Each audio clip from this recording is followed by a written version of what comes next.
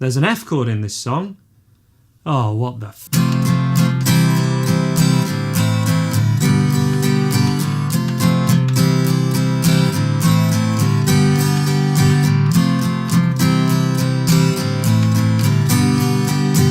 Yes, there is an F chord in this song, but don't worry, not even Tom Petty would play an F bar chord in this one, and we'll look at different options with that F chord, eh?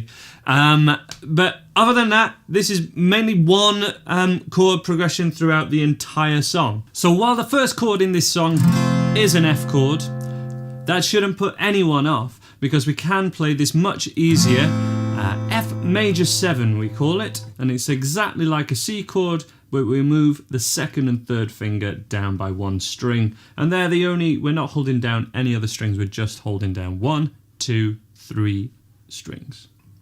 I have the thumb placed over the top to essentially mute string 6, and also to make this slightly more comfortable.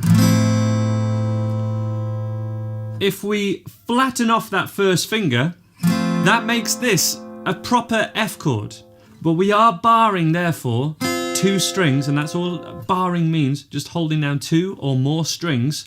So this does make this a lot more challenging.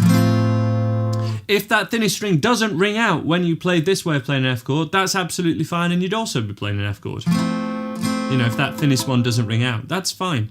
But it does make a difference from, because we're not on each chord for long, what fingers you use to do what thing. The next chord is a C. So that really influences to not go for the bar chord. We're going to go either for this way or this way. Those are the 2 options that I highly recommend for you. We have this easier F major 7 or flattening off the first finger. But what I would suggest is going for this way, which is a full proper F chord. You don't have to hold the thickest string down with the thumb, and fingers 2, 3 and 4 need to stay on the tips, and that first finger is flat. That is a normal F chord. And it's very easy, if we keep this third finger down, to change to a C, which is the important bit, being able to get to this C chord very quickly.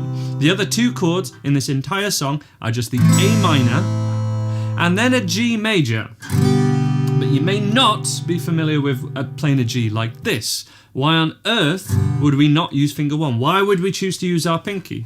Well, the idea is, therefore, especially if you went for the super easy option, essentially fingers 2 and 3 move from here to here to here to here, and therefore they stay in a similar position, whereas if we go for this way of playing a G or this way, it's a bigger motion for that third finger. So it can be easier to change, but the chords are just F, C, A minor and G. You use whichever ones you're familiar with at first to just play the song, but then try out other options to try and see what benefits can be had if you practice those options. That's Next Door's dog barking away.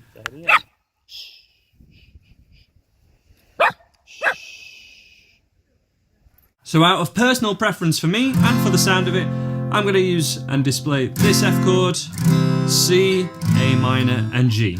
This would be my preference. Strumming wise, we can strum all down strums or downs and ups, but to a rhythm of what we call an 8th rhythm, which is playing something called quavers, which are not the crisps that you eat. That is the term for a half a beat, because each strum would last for half a beat each. We could go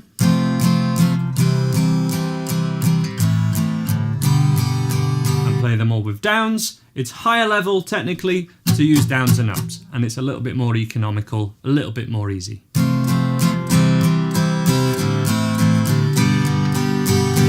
That is easy when you can do it. Nothing's easy at first, but that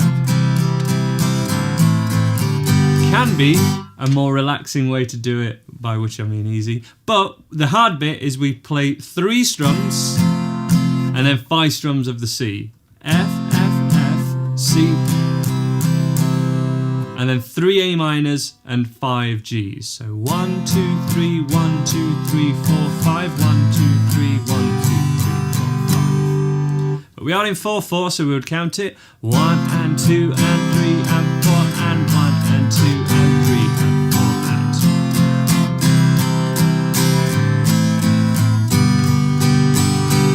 Let me me demo that very slowly so you can choose which one you're going to go for. Downs first of all, because it will be simpler. 3, 4.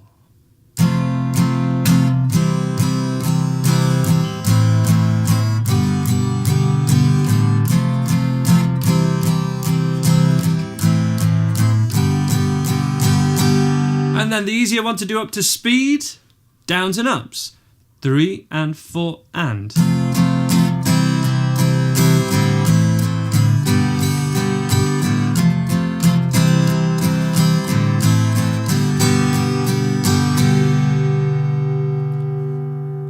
It should also be noted that this is almost the same chords as Wheels by the Foo Fighters, and Dave Grohl from the Foo Fighters is a massive Tom Petty fan. When the wheels come down.